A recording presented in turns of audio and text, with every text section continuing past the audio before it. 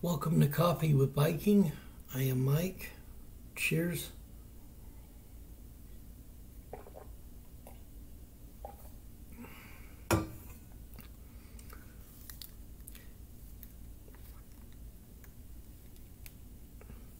And since we are going through the studies of applying the book of Daniel to our lives and his faith, I thought we would also do a breakdown of the book of Daniel as well.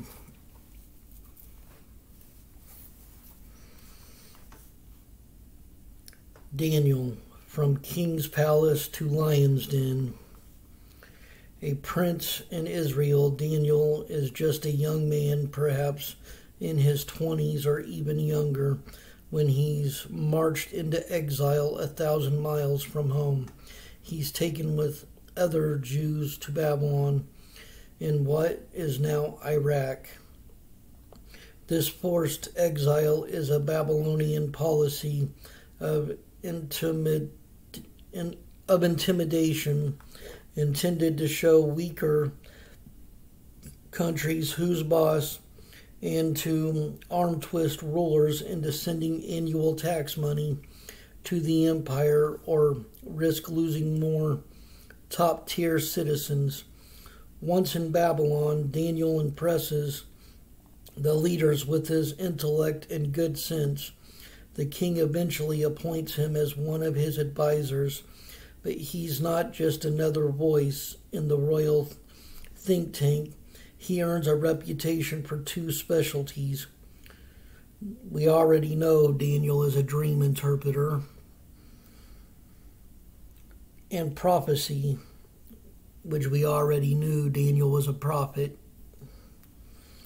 Both of these gifts endear him to one king after another. In both the Babylonian Empire and the Persian Empire that follows, but all the gratitude and special consideration he gets from kings only stirs up jealousy among his fellow advisors, so they conjure up a scheme that lands Daniel in a lion's den, but the plot backfires. Daniel survives because the lions don't even touch him. He's under God's protection the whole time. And the king feeds the other advisors to the lions, and they get devoured quickly. After 6 chapters of storytelling, the book shifts to reporting Daniel's bizarre visions, some so strange that the angel Gabriel has to explain them. Even then, many Bible experts say the explanation could use explanations. And the main point of the book of Daniel is, despite appearances, God controls everything, including our history. In time, he'll prove it. The writer of this book was, Bible experts debate who wrote this book. The first 7 chapters are stories in the third person describing events in the life of Daniel and others. The last 5 chapters are prophecies in Daniel's voice. These prophecies so accurately describe events up until the mid-hundreds BC that many wonder if this final part of this book was added later by someone else. Daniel is also written in 2 languages. About half is in the Jewish language of Hebrew, the introduction and most of the prophecies, but the stories are in Aramaic, the international language spread by Babylonians and Persians. Pieces of a Daniel scroll dating to the hundreds BC were found among the famous Dead Sea Scrolls. Some scholars argue that if the book of Daniel had been such a relatively new release, it probably wouldn't have found space in the sacred Jewish library. The date of this book being written, Daniel's story begins around 600 BC. He serves about 60 years as an advisor to Babylonian and Persian kings. In the location, Daniel lives in Jerusalem until taken as a political prisoner to Babylon. He serves two empires, Babylon in what is now Iraq and Persia, modern Iran.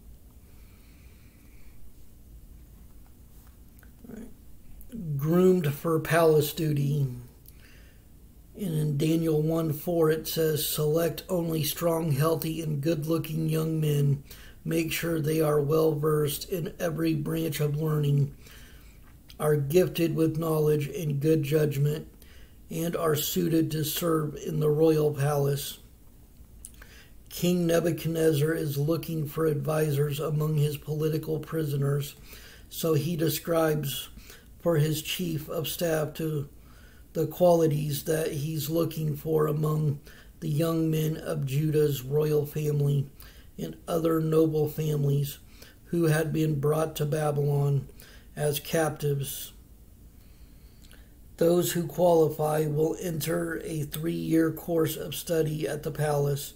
They'll learn the language and literature of Babylon and everything possible to prepare them for advising the king. 4 Jews impress the staff and are admitted to the program. Daniel and 3 others, best known by their Babylonian names, Shadrach, Meshach, and Abednego, who we also know get thrown into the fiery furnace and do not get touched by the fire. As royal students in the king's palace, they are to eat what the king provides, but the Jews want to stay kosher. They don't want to defile themselves spiritually by eating food forbidden in Leviticus 11. This includes pork, animal fat, or any meat not completely drained of blood. No matter where you live, you must never consume the blood of any bird or animal. And that could be found in Leviticus 7:26. Daniel asks if he and his colleagues can observe their kosher diet, but the chief of staff says, if you become pale and thin compared to the other youths your age, I am afraid the king will have me beheaded. Daniel convinces the man to conduct a 10-day test. Daniel and his colleagues eat only vegetables after 10 days. They look healthier than any others in the program, so the chief of staff allows them to live as vegetarians, which is the only way they can be certain the food prepared for them is kosher. They have no way of knowing if the Babylonian butcher drained the meat of all its blood.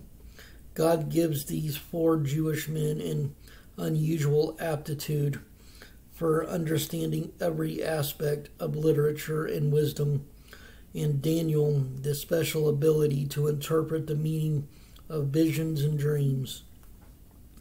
At the end of their training period, the king chooses all 4 of his advisors. Daniel will serve Babylonian kings until there is no more Babylonian empire.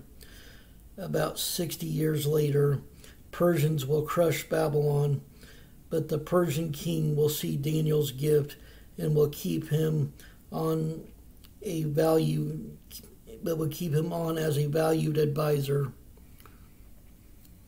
And right here, in a side note, it talks about Dream Interpreter's Handbook. A dream is sometimes a hint of what lies ahead. That's what many people in ancient times believed. Jews, Egyptians, Assyrians, Babylonians, Persians, Greeks, and Romans. Dream specialists wrote handbooks about how to interpret dreams. Here's a sampling for curiosity's sake, not for recommendation. The dream: a dog rips your clothing. The meaning: get ready for a financial loss. You see a little person an adult. Your life will be cut in half. You see stars. Great fortune awaits you. You are submerged in water. You are spiritually clean. You can see yourself sitting naked. You will lose your possessions. A white horse appears. An angel is coming. A dog barks.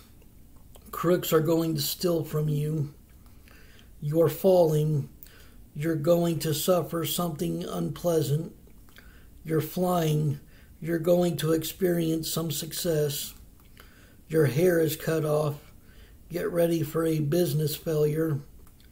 You're running. Your life is in good shape and secure.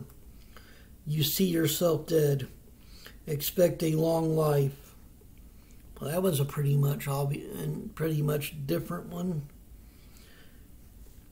Didn't really go with each other when you see yourself dead and you live a long life, but I'm not a dream interpreter, so I don't really know. I just thought it was interesting. And there it is.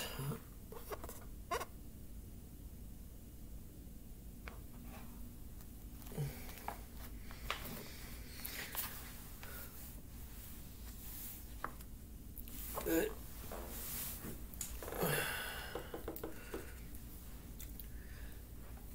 I figured, since we've already read through the book of Daniel before I got the breakdown book, study book, but now we're going through Daniel again, I figure we can do a book breakdown as well as going through applying the faith to our life to understand the book of Daniel even better.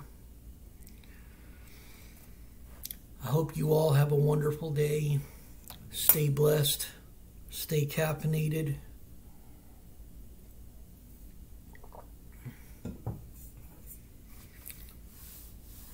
Much love.